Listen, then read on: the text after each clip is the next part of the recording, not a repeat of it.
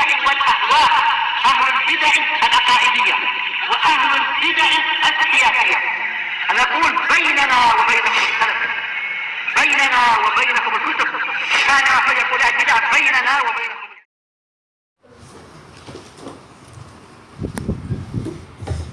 Bismillahirrahmanirrahim.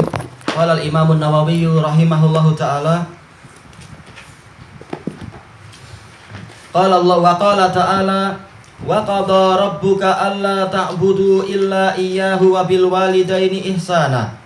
Dan Rabbmu telah menetapkan, qada di dalam tafsir yaitu amara wa wassa, mewasiatkan, memerintahkan. Apa itu? Agar kalian tidak menyembah kecuali hanya kepadanya. Tetap yang tertinggi adalah masalah tauhid. Dan hendaknya kalian betul-betul berbuat baik kepada kedua orang tua kalian. Imma yablughanna indakal kibar. Imma di sini bukan untuk takhyir, memilih ini atau milih itu, tapi in dan ma, innya syartiyah. Yaitu apabila ahaduhuma au kilahuma, kalau ada salah satu atau kedua orang tuamu itu mencapai usia tua di sisimu, fala taqul lahuma uf, maka jangan engkau mengucapkan uf kepada kedua orang tuamu. Uf adalah apa? Isim fi'il madhi, isim fi'il mudhari. Artinya adalah atadajjar. Saya merasa bengang. Enggak boleh kita bilang saya merasa bengang sama Anda lah ayah atau ibu dan seterusnya. Ini enggak boleh. Walaupun ini kalimat yang masih halus. Tayyib, wala tanharhuma, dan jangan menghardik mereka berdua. Ini kalau tanhar kembali ke makna asalnya yaitu menghardik. Yang lain mengatakan uf ini untuk ucapan, tanharhuma ini untuk perbuatan. Wa qul lahuma qaulan karima. Bukan hanya dilarang berarti oh udahlah diam aja saya membisu. Enggak, ucapkan kalimat-kalimat yang mulia kepada kedua orang tua. Doakan kesehatan, doakan keberkahan, doakan rahmah yang banyak, limpahan kasih sayang yang banyak dari Allah. Kalau Allah Ta'ala sudah menyayangi dia, Allah akan menyelamatkan dia dari sekian banyak kesalahan, dari sekian banyak kesialan, dari sekian banyak tipu daya lawan, dan seterusnya. Ini kalau Allah sudah menyayangi dia, maka rajin-rajin kita doakan, semoga Allah merahmati ayah ibu, semoga Allah Ta'ala memberkahi, semoga Allah Ta'ala melimpahkan barokah, dan seterusnya. Kalimat-kalimat yang baik, yang menyebabkan mereka gembira. Sejak kecil, kita selalu menyusahkan orang tua kita. Orang tua kita mau mukul kita, oh ini masih anak-anak juga. Ketika sudah besar maka paling tidak kita jadi anak yang baik, jadi anak yang pandai berbakti. Jangan ketika masih kecil tidak mudah untuk diatur dan juga orang tua nggak mampu balas karena masih anak-anak. Setelah besar juga orang tua nggak mampu balas karena kita sudah terlalu kuat badannya, tapi jadi jahat. Nah, ini jangan seperti itu. Kenapa? Karena termasuk doa yang dikabulkan dalam hadis yang sahih adalah apa? Apa itu? Da'watul walid bi waladih. Doa seorang ayah kepada anaknya, dalam lafaz yang lain ala waladih, yaitu doa kecelakaan. Maka jangan sampai itu terjadi. Tayyib, waqfid lahuma janahadzulli minar rahmah.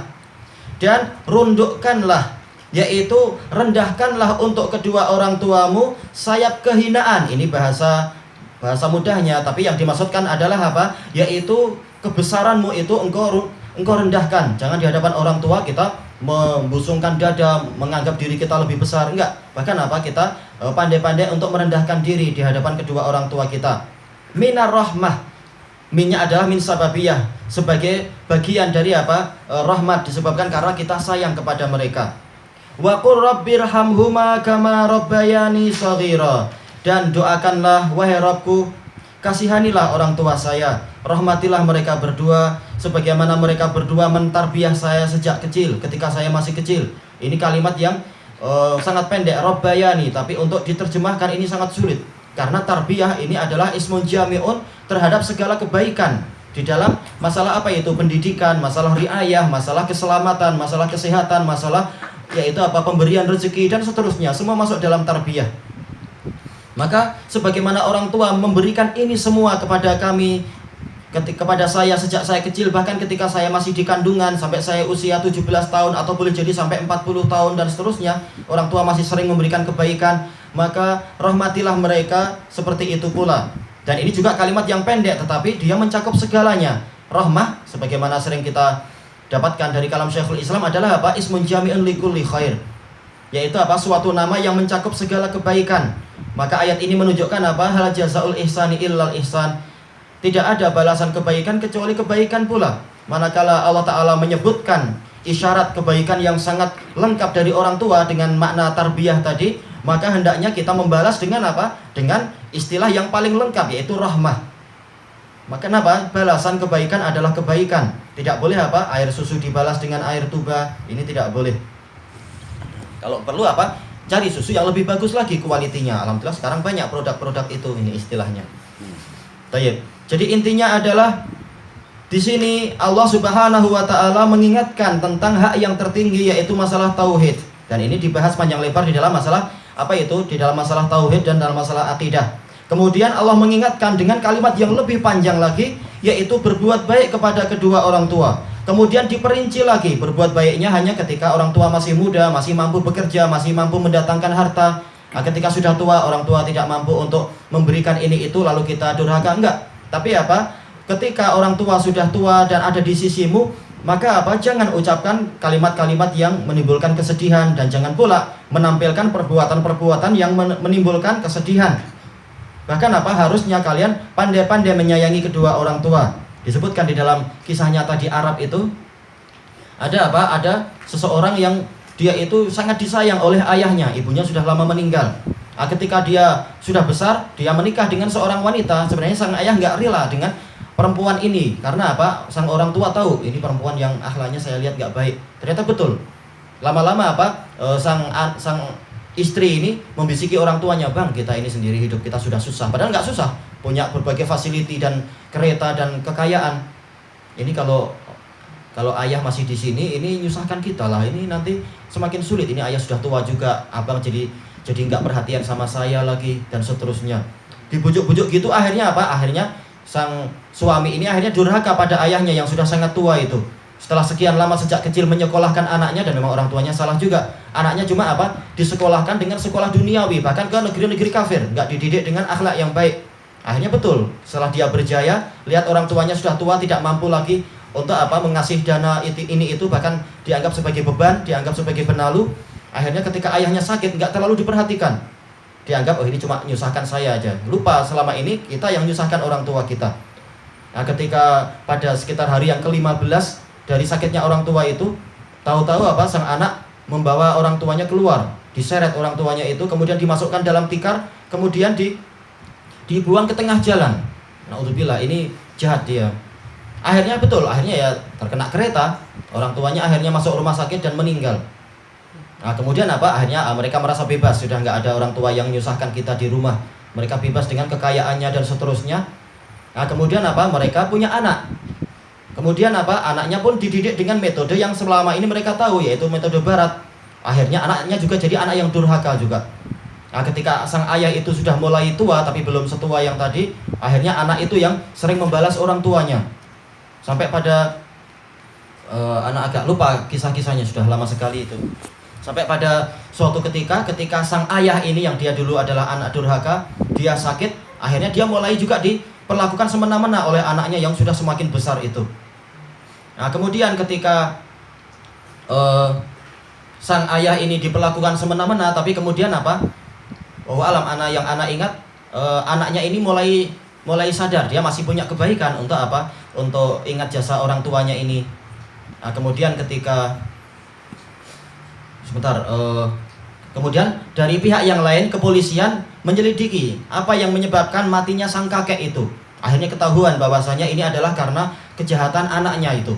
Akhirnya si orang tua ini yang dulunya adalah anak yang durhaka, dia masuk penjara. Di penjara selama beberapa tahun. Nah, pada suatu ketika setelah sekian tahun itu, dia keluar dari penjara dengan gembira. Keluarga yang di rumah, anaknya juga sudah punya keluarga. Dengar ayahnya keluar, mereka gembira. Mereka ingin apa? Ingin menyambut orang tuanya lagi seperti dulu. Nah, ketika orang tuanya itu keluar dari penjara, sang anak datang dengan membawa kereta. Kemudian apa? Ketika orang tua itu lihat kereta anaknya, langsung dia lari mendekat. Nah, anaknya pun break keretanya itu. Ternyata di break nggak mampu break, bahkan semakin laju. Ternyata apa? Semuanya jadi apa istilahnya? Akselerator itu. Akhirnya betul, nggak mampu di break, akhirnya keretanya menghantam ayahnya itu. Akhirnya ayahnya masuk hospital dan mati. Ternyata balasan sesuai dengan amalan, wallahul musta'an. Dan banyak kisah-kisah yang seperti itu, orang yang menyia-nyiakan orang tuanya yang ada di sisinya padahal sudah tua. Tayyib. Kemudian yang berikutnya adalah membahas bukan hanya kita pandai bicara, bukan hanya kita pandai untuk berbuat yang baik juga, tetapi apa? Jangan lupa di dalam masalah kesombongan. Kesombongan, boleh jadi ada seseorang yang dia rajin memberikan uang pada orang tua, tapi kalau dia sombong tentunya ini akan menyakiti hati orang tua. Maka apa hendaknya di samping kita kasih hadiah, kita juga akhlaknya mulia, kalimatnya adalah kalimat-kalimat yang halus. Dan bukan kita hanya mengandalkan amal soleh kita untuk berbakti kepada orang tua. Karena kembali kepada hadis yang dulu pernah disebutkan, hadis yang diriwayatkan oleh Imam Muslim dari Abi Hurairah radhiyallahu an, Rasulullah SAW bersabda, la yajzi waladun walidan illa ayyajidahu mamlukan fayashtariyahu fayatiqah. Tidak mungkin seorang anak itu mampu membalas kebaikan orang tuanya kecuali kalau dia itu mendapati orang tuanya jadi hamba sahaya, lalu dia beli, lalu dia merdekakan. Berarti sementara secara umum kita tidak mampu yang seperti itu. Berarti apa? Pakai cara yang lain, kita bukan hanya berbuat baik kepada orang tua, tapi juga mendoakan. Kenapa? Tidak ada yang mampu membalas kebaikan orang tua kita kecuali Allah Ta'ala. Manakala segala perbendaharaan di sisi Allah, segala kebaikan di sisi Allah, maka kita mohon agar Allah yang membukakan pundi-pundi perbendaharaan tadi untuk orang tua kita, berupa banyaknya rahmat, berupa limpahan barakah, berupa hidayah, berupa bimbingan, berupa ketenteraman jiwa di akhir hayatnya. Jangan sampai mengalami ujian-ujian lagi yang pernah dialami sepanjang hidupnya dan seterusnya. Mudah-mudahan di sisa akhir hayatnya itu mendapatkan makanan yang lezat, nggak lagi asam garang yang membuat pingin pening itu dan seterusnya. Ya, selama ini yang membuat pening adalah sekedar asam garam. Kenapa nggak disebutkan ada gula, ada keju, ada yang manis-manis itu? Nah, kita berharap sudah asam garam selesai selama puluhan tahun, tinggal yang manis-manis saja. Orang tua rehat dari segala macam kesulitan. Tapi siapa yang mampu merehatkan? Yang mampu adalah Allah. Yaitu apa? Rehat jiwanya, gembira, lihat kebaikan anaknya, lihat kebaikan cucunya, lihat akhlak-akhlak yang baik, dan seterusnya. Ini semua adalah taufik dari Allah Ta'ala. Tayyib. Manakala semua dari Allah, maka kita doanya adalah kepada Allah Ta'ala. Ilahuna wallahu a'lam.